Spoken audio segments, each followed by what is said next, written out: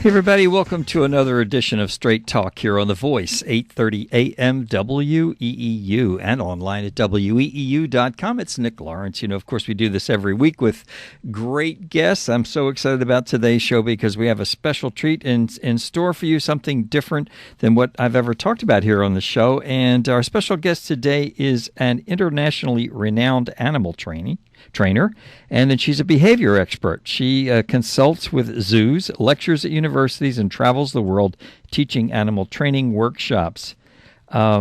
She's an in-demand trainer, and she's worked with everything from dogs, cats, rabbits, tigers, rhinos, and even, and I love this one, fish.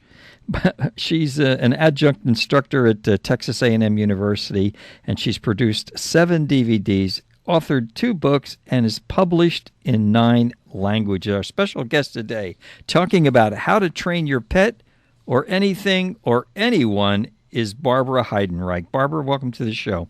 Thanks for having me, Nick. Well, we have a lot to talk about, Barbara. One of the things that we always start with is about you. Tell us about your history, your background, where you grew up in, and how you became this amazing, world-renowned animal trainer. Oh, well, I grew up in upstate New York, believe it or not. I'm Okay. close there, even though I'm down in Texas now. But I grew up with a family that was very supportive of my interest in animals. So they brought me to places where I could interact with animals, like the Catskill Game Farm, and they were great about letting me have lots of pets and fostered my interest in animals. So when I got older, I thought I wanted to be a veterinarian, and then did some volunteer work in a veterinary hospital when I was in high school and went, oh, this is not for me. Mm-hmm. It's a little difficult sometimes to have to treat an animal that isn't feeling well, and I really had to do some soul searching and figure out what it is I loved about animals, and what I love is the relationship you can have with one. And so I went looking for a job that really incorporated that, and got my degree in zoology, and then went to work in a zoo as a zookeeper because I thought, well, that's a place where you get to know your animals and you get to work with them all the time and have a great relationship. And that's where I was introduced to force-free animal training, and that just changed my whole world and got me on a path of helping people have great relationships with their animals with using these kind and gentle training techniques. So what actually is force-free animal training? Most people think they have to force their pets to do anything. I know, we're kind of stuck with this language like your pet has to obey commands. Yeah. People really think about, well, if the animal doesn't, he should just do it because I want him to do it. Mm-hmm. And in reality, just like people, animals do things either to gain desired consequences or to avoid undesired ones. And nobody likes it when you're doing something because you have to and you're avoiding an unpleasant consequence. But we love it when there's a good reward at the end, you know, whether it's a nice paycheck or you won an award or for your dog a little treat. All that stuff really makes a difference in the way your animals views you. Their relationship with you totally changes when it's about good consequences as opposed to bossing them around and dominating them. Yeah, we have a lot of things to talk about here in this show today, then, that's for sure. So what made you get interested in actually working with exotics? I know you said you worked at the zoo, but you almost trained almost everything in the world, haven't you, by now? Well, I don't know. There's so many species of animals out there.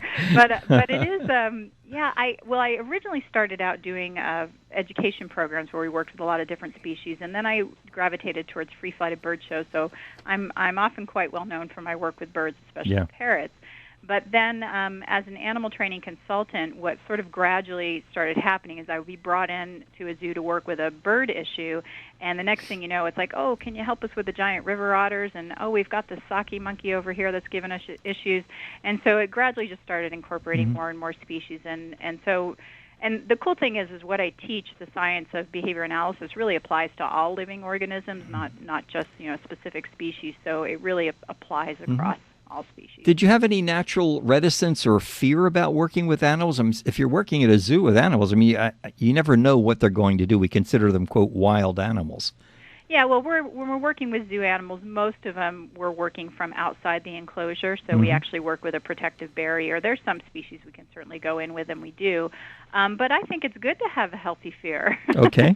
You should always be respectful of if that animal's feeling uncomfortable with the situation, showing any fear responses or aggressive behavior, and respond in a way that creates a situation where that animal is going to be comfortable and relaxed. That's always our ultimate goal. So it's good to be very sensitive to that. So I'm thinking of people that they're so connected to nature that they want to go swim with the dolphins, and then you hear these horror stories about some people getting bitten by them. What do you think about that when people say they want to swim with the dolphins because they say dolphins are gentle, they're gentle creatures in a way? Well, every animal has the ability to show you aggressive behavior under the right circumstances. So if you are going to a swim with a dolphin thing, there are some great trainers that do wonderful training with their dolphins. So, it would be good to check into that program and make sure it's a really good experienced team of people that are working with those animals that are doing just what you would be doing with your pet at home. You're reading that animal's body language, making sure he's comfortable and relaxed and isn't showing any signs that he wants to show aggressive behavior, and that's exactly what the dolphin trainer would be doing too. Yeah, I guess I'm thinking of the tragic accident that took place a few years ago at SeaWorld where that trainer was killed by a killer whale, I believe. Right. So, and that was a whale that she was familiar with, and the whale was familiar with her. So how does something like that take place? Well, that's a great question, and unfortunately, not being there and not seeing the situation, I don't know all the details exactly what happened. I do know a little bit about the history of that animal that isn't really portrayed in some of the material that's been out there. Like, he had a history of hoarding enrichment items, and I can imagine that. So think of a dog resource guarding a toy that he doesn't want to give up, and not to refer to Dawn as a toy, but once he got a hold of her, his perception of her in the water might be very different than his perception of her on land. And so when everyone's desperately trying to get that person back, he may have gone into a response where it's hang on to that and don't give it up, and not necessarily thinking about trying to hurt this person, but I'm just not giving up this thing that I have. But I don't know that for sure, not having been there, and it's just speculation on my part. But the difference with working with an animal like a killer whale is, if you make a mistake animal training with, say, a bird or your cat or your pet dog, or your rabbit, it's the consequences to the human is not so great. But obviously, if you make a mistake with an animal that's thousands of pounds heavier than a human, those risks are there, and certainly those trainers know that. And and I'm actually I have to say those trainers at SeaWorld are really amazing trainers. Sure. And it was a very unfortunate accident, and they've done a lot of things to try and address that since then, of course. So what's the biggest obstacle that you've seen in training animals? Is it the animal itself, the specific type of animal, and are some more easily trained than others, or is there something that is like a core issue when it comes to training animals? It's always the people. I was just going to say that. So it's the people doing the training. Yes. Or the owners of the animals, right? Well, I think what happens with people is we get kind of stuck in just some baggage, like I said before, if you were taught that you have to be the boss, sometimes it's hard to get away from that. If an animal does behavior that you don't like, an undesired behavior, people tend to resort to punishment because that's what we grew up with. That's what we've been taught to do. Yeah. And so sometimes it's really hard to get people to let that go and say, oh, you know what? You don't have to yell at him. You don't have to, tell him he's a bad animal, whatever kind of animal he is. Let's just try a different strategy here where we teach him what to do instead of punishing him for the bad behavior. Let's reward him for doing the good behavior. And sometimes it's hard to get them to think about that mindset. But animals are learning machines. They're really open. It's just about us making the right choices to help them make the right choices. We don't tend to think of having babies or breeding them for a particular type behavior, and yet animals, especially dogs and things like that, are trained for and bred for specific characteristic traits. We have these traditional, or we call them stereotypical things, like what a pit bull might be, or a Rottweiler, or in the past when the police dogs were German Shepherds and things like that. So what about that? Is there such a thing as breeding in animals for disposition? That's a great question. It's that nature versus nurture thing, the genetic components and then the learning components. And the truth of the matter is both of those have influence.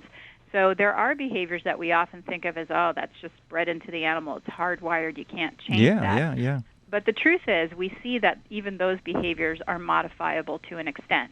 Now, I can't make a fish fly. The genes aren't there to make a fish fly. Yeah.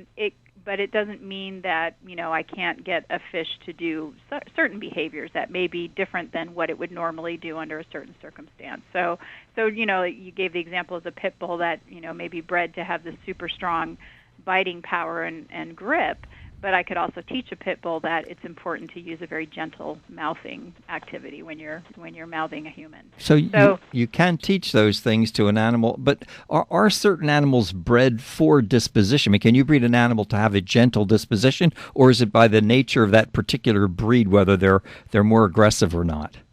Well, that's kind of a philosophical question, isn't it? It's hard. It's a hard one to test for. There are people out there who are actually working on, quote, personality testing on animals, and so it's kind of an interesting area of research, and one of the main researchers who's doing that with dogs is here in Austin, Texas. So it's kind of an emerging field. But yeah, I mean, I would say it would make sense that there's a genetic component to personality as well, but again, what happens in that animal's life history is also going to influence how that will develop.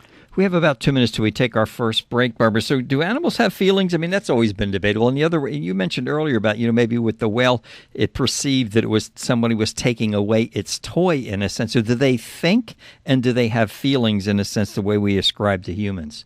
Well, absolutely they think, and absolutely I believe they have feelings. And there's also some great research on that by a man named Jaak Panksepp, which is a hard name to pronounce.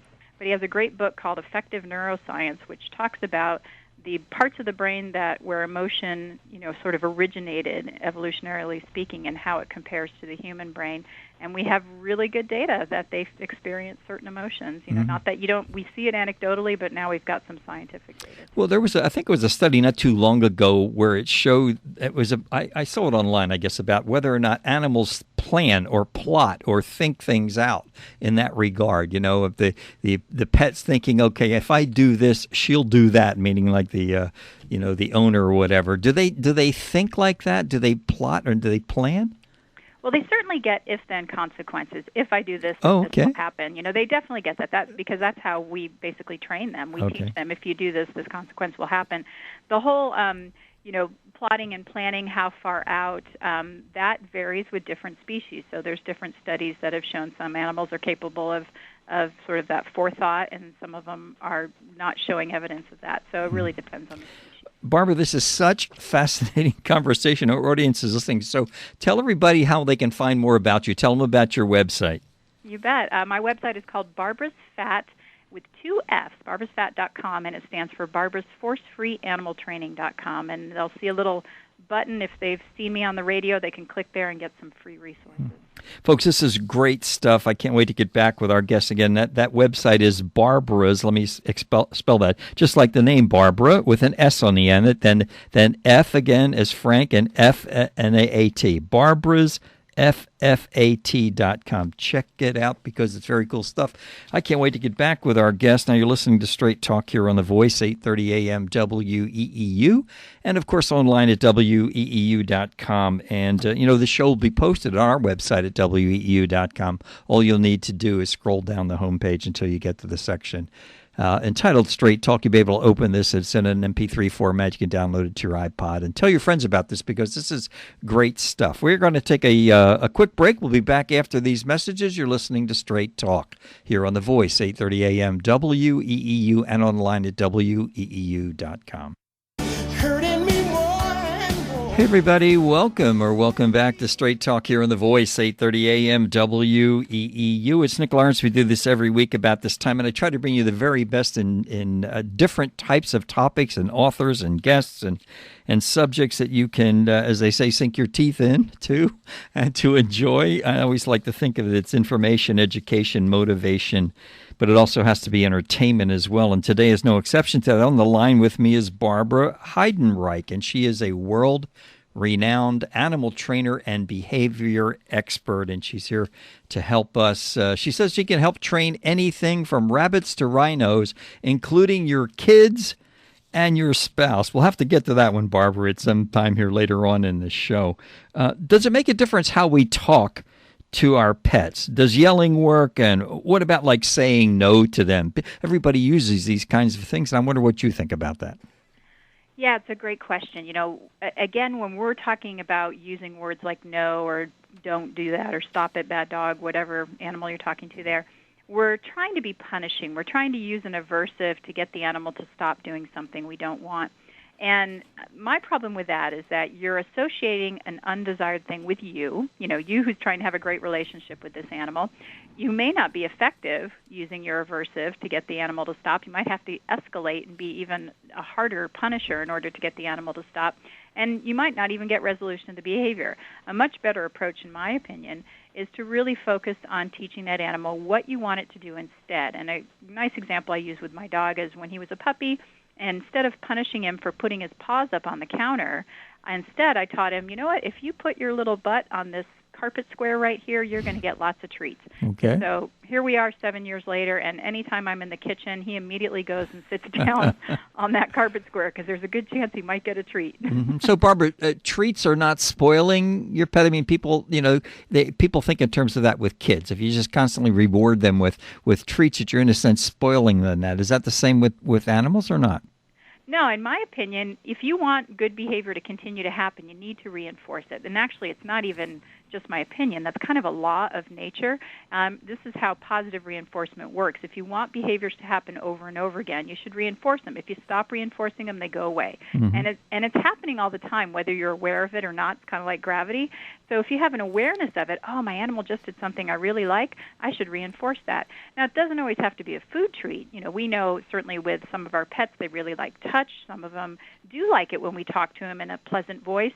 Some animals really like a belly rub, a toy. All those things can be reinforcers for good behavior. And again, that'll allow you to kind of limit how many treats you're giving if you're trying to watch your animal's health. And even their regular diet can be used as a treat for a lot of animals. Mm-hmm. Talk to us about the difference between how you train a puppy that let's say you buy from a breeder versus, something, a pet you might get from the shelter, or someone gives you an animal, things like that it's already, beyond the puppy phase. It's a little tough when you don't know the history of the animal, but I will say even with a puppy, they've already had a bunch of learning experience. Most people are getting puppies around 8 weeks old, so they've had 8 weeks of learning already, believe it or not, that's influencing their behavior. But obviously the one that's come from the shelter may have had some, very different experiences with humans before it comes into your home. So a lot of it is really looking at that individual animal and responding to whatever behavior you see in that moment. So an example for me is my dog I adopted. He was found emaciated with a litter of puppies, and so I gave him a bowl full of food when we came home, that first day. And he scarfed down that bowl of food, and I thought, I'll give him another bowl. So I reached for the bowl, and he actually growled at my hand. Oh, wow. And this is a little tiny puppy, and I thought, okay, I've got to address that right now. So what I did, instead of yelling at him or getting upset, I got out some wet dog food, which was a lot better than the kibble I was giving him. And I taught him, if you let me touch that food bowl, you get to have wet dog food, which is even better. And pretty soon he learned that letting her touch the food bowl is the best thing on the planet because great, even better stuff comes. Mm-hmm. So now, I can take a bone out of his mouth and he looks at me and wags his tail because he knows he's getting it right back. So you brought up a really good point about, the response that, let's say, a pet has, whether it's a cat or a dog or any animal, actually. But so how do you interpret, how do you read or interpret, like, growling and hissing? How do you know whether it's something that's going to produce an aggressive act toward you or it's a defensive response, let's say, that your pet is having? Well, great question. And in my opinion, one of the mistakes that a lot of people make with animals is they tend to assume when that animal is doing that hissing or growling or look, feather or fur is up straight on its back there. Yeah. That they're just bluffing, that they don't really mean it, But that's how your animal communicates. Their body language is exactly how they're telling you when they're uncomfortable with something, whether it's a fear response or aggressive behavior. So what I really teach people to do is look for the little tiny subtle body language, and the moment you see it, take that as information that you're doing something wrong and stop what you're doing and try and get that animal back to a relaxed, comfortable state, and then decide where you're going to go from there. But absolutely, those little signals are precursors to aggressive behavior or fear or big fear responses. So we want to recognize the little stuff so they don't have to escalate in their body language to let you know they don't like what's going on. A lot of people are, in a sense, we'll call them pet lovers or animal lovers, and every time they see a dog or a cat, they believe that they need to reach down and pet that animal, whether they know them or not. Is there a proper way to do that? And I'm sure some people have put their hand out to pet a dog that was unfamiliar to them, and they've either gotten bitten or at least snapped at. Yeah, and as someone who works with a lot of exotic animals, this is something that I'm really sensitive to myself. So I am a big believer in that you just don't go up to animals. You don't do that? Yeah, Okay. I don't. I really I hang back if it's especially if it's like a dog or something. I tend to get low. That seems to make most dogs more comfortable. But I tend to allow an animal to approach me as opposed to me going up to the animal. The only time that I tend to go right up to an animal, but I still do it slowly and I'm reading their body language, is when I know I have something to offer that they want. So that could be a food item, it could be a toy. Whatever it is I know that animal wants, that I want to make it obvious that I have that. So I'm immediately pairing something of value with my presence. We have, like you said, people love animals, and we just want to touch them and get close to them. But we shouldn't assume that the animal automatically likes us, especially with some of our exotic species. A lot of people go up to birds and they make kissy face at them through the cage bars, and that bird is lunging at them like it wants to take their face off. But they just feel like they're giving love to the animal, but that's not how the animal's responding. So this is where that reading the body language is really important. Slowing down, let the animal approach you, make sure you are paired with something of value to that animal. So one of my listeners emailed me and asked the question, since this this is not live in that sense, what happens if you have a barking dog, not you personally, but I mean like the listener, but say like a neighbor's dog is barking all the time, and every time this person comes home, that dog keeps barking constantly. What do you do about that? You can't discipline someone else's dog. Yeah, it's a little tough when you're dealing with other people's animals. What I tend to do is, and this isn't exactly the same as your situation that you're describing there, but I'll give you another example with my own dog. I have my neighbor's dogs. My neighbor has 3 dogs on the other side of the fence, and when I go in the backyard, those dogs bark, and it causes my dog to bark. Okay. And so it would be a little impolite to try and shape their behavior without the owner's permission over there, but I know I can shape my own dog's behavior. So what I did is I actually taught my dog that if the neighbor's dogs are barking, it's a good idea to go running in the house because you might get a treat. Oh, wow.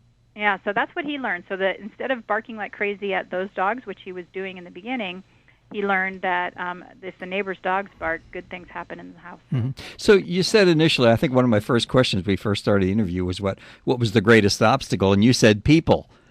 So Yeah. So what about the people who have a dog like that? That just they don't in a sense, we use the word discipline. I'm not talking about it in any harsh thing, but they don't necessarily discipline or train the dog not to do that. What do you do with that? And is there a strategy that you can use with, let's say, the neighbor to help them take control of their pets? Well, just like with anything, good communication with your neighbors is always a nice thing. Okay. I definitely wouldn't approach with your dog is driving me crazy, you need to take care of that kind of thing. Okay. That's not going to be helpful. Certainly, it's great that you have radio interviews like that because, it's a great excuse to talk to your neighbor and say, hey, I just heard this really cool radio interview. Right, yeah. And I hear we could do something about that dog's barking if you want some help. But it's always got to be from the perspective of that it's not their problem. It's sort of like a problem you are viewing from the outside together, and that you're working together hand in hand to help. So I always look for ways that people can have little successes. So, if your neighbor happens to be out in the front with his dog and, you're friendly with the dog, you can say, oh, my God, want to see a cute little trick I can train your dog to do? Or something simple, easy, whether it's like give a paw or turn around or something very simple so that they see how quickly they can learn something and then just gradually build on that. Is it more difficult to train? I mean, a lot of people get rescue dogs now, and or animals, and then so those animals, let's suppose they've been abused, and the animals themselves have a trust issue. The way you would teach someone to train that animal, would it be different than you would do with an animal that has not been abused? Let's say. Well, gosh, abuse is such a big, broad word.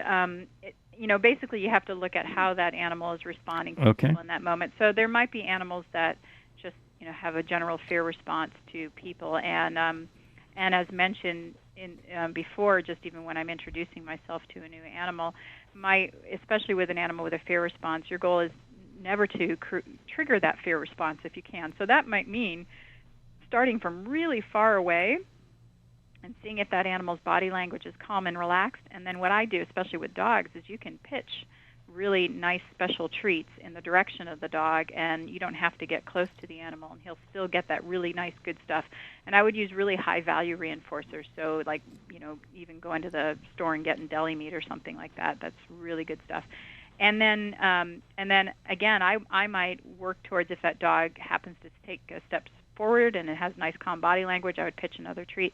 So I would gradually work towards having that dog approach me on its own, as opposed to me going up to that dog, and teaching it that it always has the choice to go away if it's not comfortable. That's a big part of this. When we force ourselves on animals, especially animals that have fear issues, you actually set it up for things to be a lot more difficult. Well, Barbara, there are so many things I can talk to you about. What do you think about people who sleep with their dogs or their pets? I have no problem with that. So if a pet wants to sleep in bed with you and you're okay with that as a person, you don't have any problem with that? Yeah, totally fine. There's no dominance things or anything like that going on there. Well, see, and that's what I was just going to ask you about that, not specifically about the sleeping thing, but you mentioned earlier in the show about, if we don't dominate the animal, people think if we don't dominate the animal, they'll dominate us. What do you think about that? No, I don't think so at all. That's your answer. Yeah, no, it's really about teaching your animal what you want him to do. And animals aren't looking to dominate us. That's there's very few species that really truly have a dominance hierarchy, and dogs are not one of them. Dogs will, there are things that an animal may want, and they may show you aggressive behavior because they want to maintain that item or have that item. But again, just like I showed or demonstrated with that example with my dog in the food bowl, you can teach the animal that it's worthwhile giving that item up. So if you have a dog that gets on the bed and growls and doesn't let somebody else in the bed, then that might be a behavior that you say, oh, you know what, that's a behavior problem. So it's not about, well, he's thinking he's the boss of the bed. It's just he really likes being on this bed and he doesn't want you in there. So we have to teach him that letting somebody else in the bed is worthwhile, or you can teach him that sleeping someplace else is worthwhile for him. Go ahead. Teach him what to do instead of saying, don't do this. So you don't like that word, no? I don't use it with my animals. I really don't. I never have. But I would think most people would think, well, you have to do that because so in a sense, they use the same training for a dog that people use with their kids. They believe that teaching their kids, using the word no, protects them in a way from getting hurt or something. But you're not saying that's the same thing with animals. Well, it depends on how no can have a lot of different meanings. So. Okay. No could be paired with an aversive experience that becomes a punisher so that animal doesn't want to do that behavior anymore. Or you could teach the animal that no means do something else that will get you something good. So it's all about the association, what gets associated with that word. The problem is that most people have learned to use no in quite an aversive way. It's backed up with an aversive and an unpleasant experience. So that's why I encourage people to focus on, well, what could your animal do instead, so you don't have to tell them no, and you can tell them, yes, you're doing the right behavior. This is good stuff, folks. We're talking to Barbara Heidenreich. Barbara, if they go to your website, what will they find? Well, I have information on training rabbits, training parrots, training guinea pigs. I also do zoo consulting work, so if they're a zoo professional, there's information there. I also have some resources for veterinary professionals as well.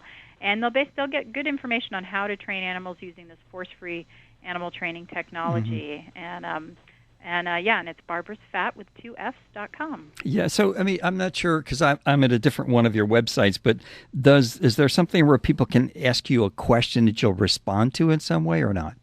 I do have a Help for Pet Behavior Problems button, and they can click there, and that will automatically send them certain resources right away, but they can still send a direct question too. And then my blog has tons of resources for them, and I've got tons of videos on YouTube, and there's links to all that stuff on barbarasfat.com. Great stuff, folks. We're talking to Barbara Heidenreich, and if you're just joining us, we're in the midst of a really amazing conversation. We're talking about how to train your pet, or anything, or anyone. We're going to find out what that all means when we come up on our third segment today, but you just heard Barbara mention her website. Let me say that again. In fact, one of the great things you could be doing while you're listening to the show is actually going to the website while you're listening today. Barbara's, that's BARBARAS, FFAT.com, barbarasfat.com. Check it out. I mean, it's a very cool website. You're listening to Straight Talk here on The Voice, 830 AM WEEU. And again, one of the great things about this show is, in case you're just joining us and you want to listen to this entire interview, again, you can go to our website at WEEU.com. Just scroll down. the homepage until you get to the section called Straight Talk. This will be there. You'll listen to the entire interview again and again. This is Nick Lawrence. We're going to take a short break for some messages. We'll be back with our guests in just a moment. Stay with us. Hey everybody, welcome back to Straight Talk here on The Voice, 8:30 a.m. WEEU and online at WEEU.com. We're in the midst of a great conversation. If you're just joining us, our special guest today is world-renowned animal trainer and behavior expert Barbara Heidenreich. And I'm going to tell you, in case you didn't hear this part, you should go to her website right now while you're listening to the show. It's Barbara's, Barbaras, then the letter F again, then AT.com. Barbara's FF at FFAT.com. Check it out because there's great stuff there, and you're going to love what you see there. Anyway, Barbara, I am back with you, and you know, I have a lot of stuff to ask you. People think this all the time, and I don't know the answer to this, but I'm pretty sure you do. Are there certain species and breeds that are more intelligent than others and more easily able to be trained than?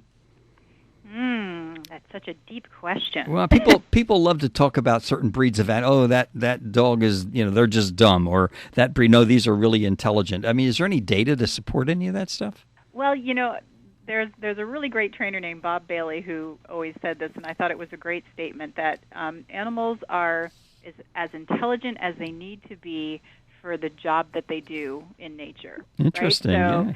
Because, you know, you can think about, you know, well, so people say, oh, well, parrots are really smart, almost as smart as a human. But I think, yeah, but parrots can fly. Parrots can do a whole bunch of things we can't do. That's amazing. That someone else might think is you know, way better than a human skill. So I always think it's really interesting when we compare intelligence, because in reality it's not a straight across the board kind of comparison, you know. Mm-hmm. So for me, I tend to think of all of them as intelligent in their own special way, if that makes sense. Are there some that learn faster than others? Yeah, we do see that, and I think typically where I see that especially is scavenger-type animals, because those are animals that kind of have to learn how to manipulate their environment to make a living. So they tend to be more open to exploring things and checking things out and trying different things. So yeah, you know, we do see animals that tend to pick up things a little bit faster, but to say they're more intelligent would probably not be fair to the other animals out there. Mm-hmm. And does it make a difference who the trainer is? Sure. In other words, will the same breed learn differently from different trainers? Well, the way I think of animal training is that it's really a form of communication. It's very systematic. We break it down into small steps, and if you're good at applying the technology, you're actually quite a good communicator to the animal. And each person communicates a little bit differently. So some people that are quite skilled at applying the different steps will get there a lot faster than somebody else who's just learning and learning how to apply this information. So we will see a difference. So the same animal may learn a little slower with one person than it does the other person, just because their communication is slightly different. Mm-hmm. So when you get a new pet, is there like a first thing that people should be teaching their pets? Is there like a hierarchy or a sequential way of teaching pets certain behaviors?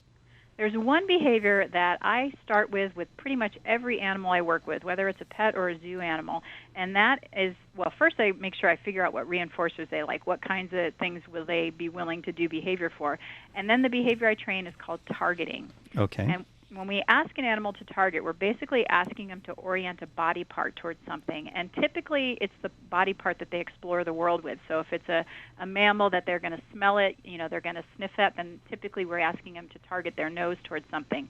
A lot of people like to use like a chopstick or a plastic ball on the end of a stick. A tennis ball on the end of a stick, those kinds of things can all be targets, but anything can be a target. It doesn't have to be a stick.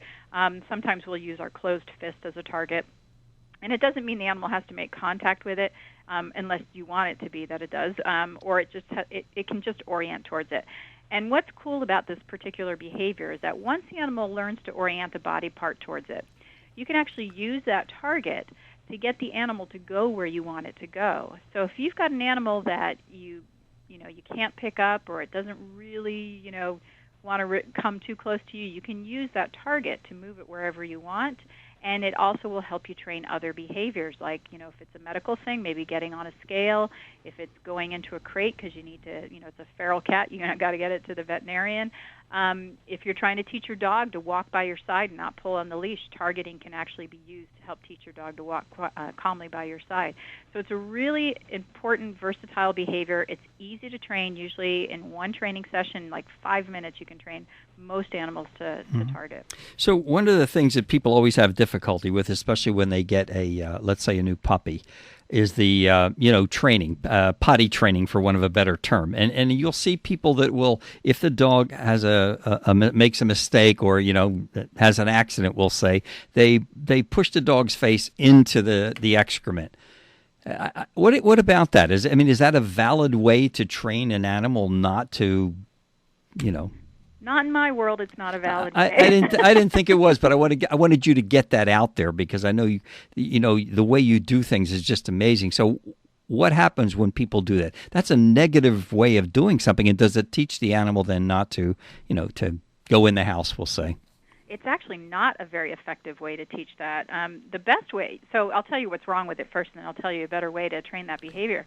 So what's wrong with it is typically, so let's say the animal has had a little number 2 kind of accident there. Yeah. And you've come home from work and you find the pile on the carpet, and you yell at the dog and bring him over, and you shove his nose in it. So here's what's wrong with that. The main problem with it is that when he pooped, it could have been hours ago.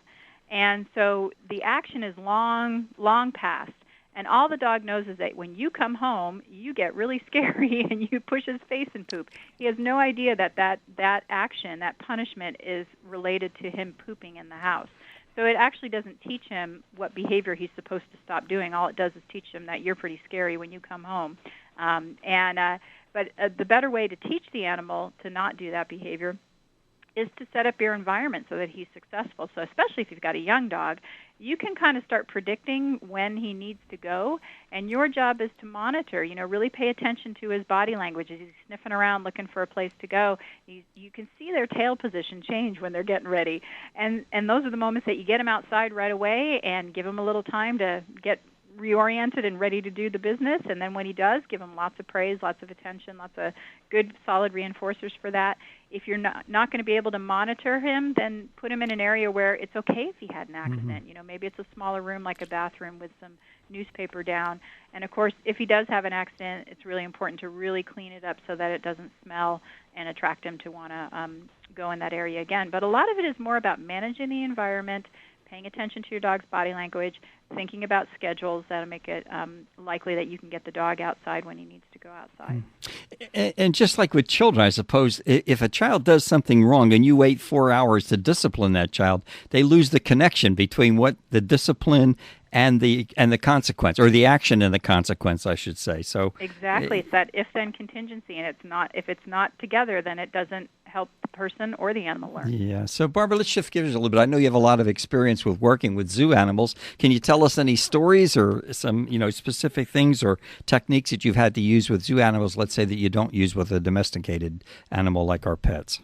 Well, we do a lot of stuff from what we call protected contact, where we work outside of the enclosure with some of these animals. Obviously, if we're working with, say, a big cat or an elephant or even a giraffe, we're going to be outside the enclosure. But one of the things that I love that we do in the zoo community that I would love to see transfer over into the pet community a bit more is we train a lot of our zoo animals to cooperate in their own medical care. So this means, it's pretty amazing. We don't have to, use anesthesia to treat, these animals. We actually train tigers to lay down in a position so that we can either give them an injection in the hip, or that we can use a snake hook, believe it or not, to pull their tail out and draw blood from their tail. With the giraffes at the zoos where I consult, we train them to present hooves for trimming, so that we can make sure their foot health is very good. We've got gorillas that will open their mouth and hold it open while we brush their teeth. We've done ultrasounds on them.